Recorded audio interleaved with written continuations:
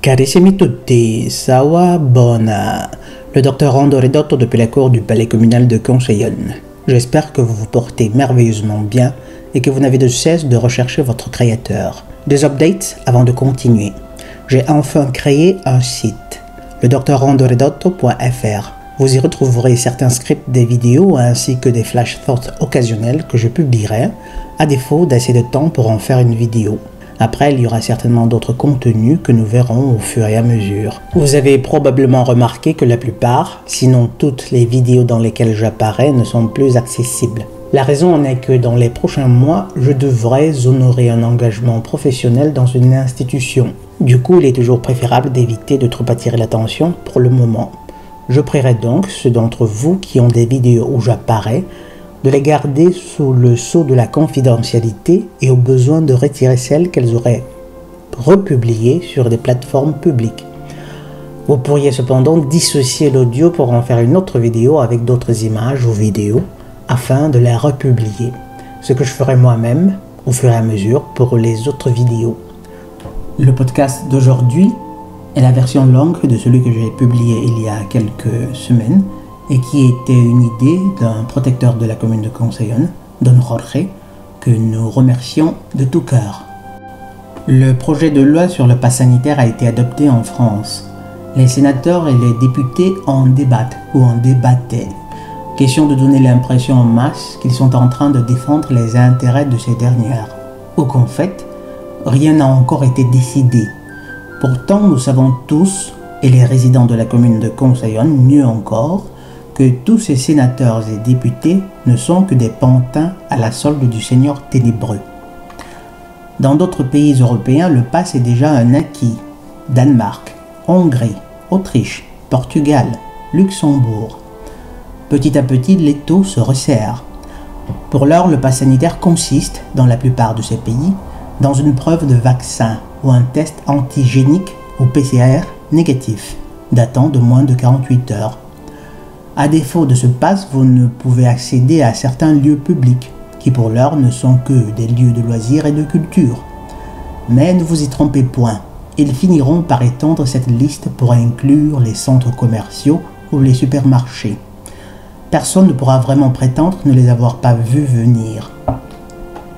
Pour les personnes qui ne voudraient pas se vacciner, les seigneurs ténébreux savent très bien qu'à défaut de nous entuber immédiatement, ils nous auront à l'usure.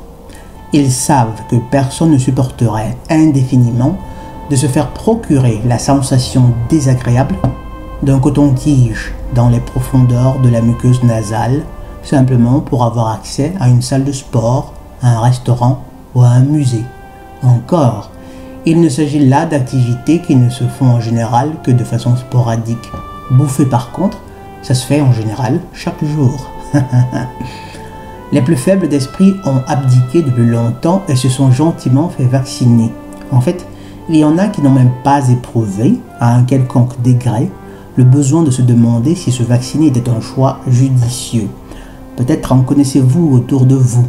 J'imagine bien combien cela peut être douloureux, ou tout au moins frustrant, de voir les siens se jeter ainsi dans la gueule du loup, simplement pour n'avoir pas pris le temps de vous écouter, pour n'avoir pas voulu considérer, un tant soit peu, la possibilité que vous ayez de bonnes raisons de les exhorter à faire gaffe et à s'informer. La sérénité et la fortitude que je vous exhorte toujours à cultiver vous serviront aussi à surmonter ces moments qui ne peuvent que s'intensifier au fur et à mesure des événements.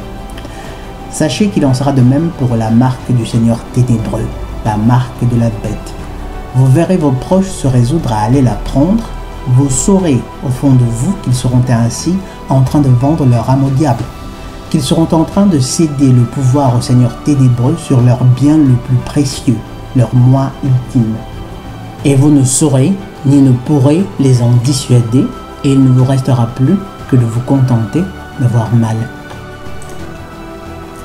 Malheureusement, ou au final heureusement, chaque homme est artisan de son propre salut. Il ne vous revient pas de sauver les âmes de vos proches. Eux-mêmes en ont la charge. Eux-mêmes en ont la responsabilité. Tonton Yahusha même n'a jamais prétendu prendre sur lui la responsabilité des erreurs des hommes, comme monsieur le curé vous le dit. C'est un gros mensonge pour lequel ces guides aveugles auront un châtiment sévère. Vous ne pouvez qu'exhorter les vôtres à vous accorder le bénéfice du doute et de s'informer diligemment sur les choses que vous leur dites. Aujourd'hui, l'excuse d'une absence de source est bien vaine. Vous ne pouvez qu'essayer de les amener à cesser d'écouter les ordres de journaleux sadiques et cupides qui peuplent les médias traditionnels. Après, c'est à eux de faire le pas et à vous de savoir vous taire ou vous retirer.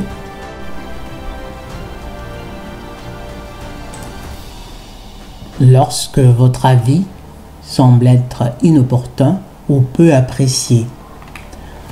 Comme je vous l'ai dit, le vaccin n'est pas encore la marque de la bête. C'est essentiellement des nanoparticules qui ont la capacité de s'installer dans les cellules et de participer des processus biochimiques de cette dernière, du Smart Dust. C'est le substrat bioélectronique qui permettra à la puce d'induire toutes sortes d'horreurs dans les organismes de quiconque aura accepté la marque. C'est grâce à ces nanoparticules que l'IA au contrôle pourra vous donner des infos spécifiques sur votre taux de glycémie, d'alcoolémie ou sur quelque attaque bactérique en cours dans votre organisme. Et c'est avec de tels prodiges que la bête séduira les peuples de la terre. La marque de la bête elle-même n'arrivera qu'après. Et c'est à ce moment que vous aurez intérêt à avoir trouvé, entre-temps, le moyen de rester très loin des centres urbains. Mais pour ce faire, il est crucial que vous commenciez à vous préparer dès maintenant.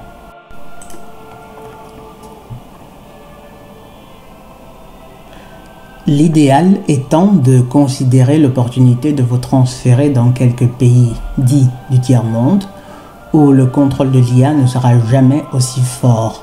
Sous-développement oblige, les paradoxes cosmiques. Bizarrement, tous ces coins aujourd'hui vilipendés par les médias pour leur manque en infrastructures modernes seront précisément les endroits où il fera mieux vivre dans les temps qui s'en viennent. Bref, ne digressons pas. Malheureusement, il se trouve que tous n'auront pas la chance de pouvoir immigrer. Pour cela, il est vivement recommandé de faire de grandes réserves, et plus important encore, d'approfondir leur rapport avec l'Éternel, afin d'être prêts à supporter toutes les vicissitudes que leur feront vivre les seigneurs ténébreux, ainsi que les hommes qui auront déjà accepté la marque de la bête, et au besoin de mourir même de faim, plutôt que de l'accepter à leur tour. Et attention mes chers amis, préférer la mort à la marque de la bête n'est pas une si mince affaire.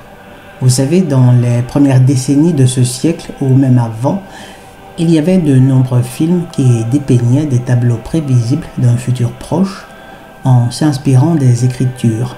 Je me rappelle particulièrement certaines scènes où des individus préféraient justement se faire décapiter plutôt que d'accepter la marque de la bête. Mais au vu de la situation d'aujourd'hui, force est de constater ou de ressouligner une chose que nous disons bien souvent. Le Seigneur ténébreux est un esprit, et de ce fait, il est sans aucun doute plus clairvoyant et dispose de plus de pouvoir que la plupart des humains, même des esprits les plus élevés, ces derniers se trouvant dans un véhicule de chair. Entre parenthèses, ceci est une autre bonne raison d'avoir toujours le regard tourné vers l'Éternel. Bref, se faire guillotiner est en réalité une souffrance préférable à ceux qui se préparent pour ceux qui se rebelleront à la marque. Avec une guillotine, un coup sec, et voilà, vous n'êtes plus là, du moins que quelques minutes je suppose. De toute façon, vous ne viviez que la douleur de la blessure béante à la hauteur de votre cou. Vous n'avez pas à pâtir le calvaire d'un corps qui se vide de son sang, puisque le corps en soi n'est plus rattaché au centre nerveux. En quelques minutes, c'est fait. Comparez à cela l'agonie que représente une mort à petit feu par privation de nourriture et pire encore, d'eau. Je rappelle au passage que la soif est l'une des pires souffrances à laquelle un humain puisse faire face. On prend parfois pour acquis cette bénédiction qu'est de l'eau potable. Mais nous ne devrions pas. Bref, c'est bien ce que vivront ceux qui auront compris, sans toutefois avoir eu le temps de se préparer et de s'éloigner. Fort heureusement, c'est une infime minorité, car la plupart des humains, même ceux que vous voyez manifester contre le pass en ce moment même, je vous assure que dès qu'on les aura privés d'eau chaude ou de dentifrice pendant une semaine, ils renonceront à leur protestation bien plus vite que Monsieur Lucky Luke dégainant son revolver pour le vider sur son ombre. Bref, c'est une époque très intéressante que nous vivons aujourd'hui. Ceux que le Père a jugés dignes reconnaîtront sa voix et viendront spontanément à lui pour qu'il les mène à lui. L'ambiguïté est voulue, il faudrait visualiser le texte pour pouvoir la déchiffrer. Du coup, n'hésitez pas à faire un petit tour sur www.drrandoredotto.fr. Assurez-vous d'être du bon côté. Mais par-dessus tout, rappelez-vous toujours, soit nous souffrons pour nous perfectionner, soit nous souffrons de nos imperfections. Le docteur Randoredotto depuis la cour du palais communal de Conseion. Sawabona et la paix de Yah.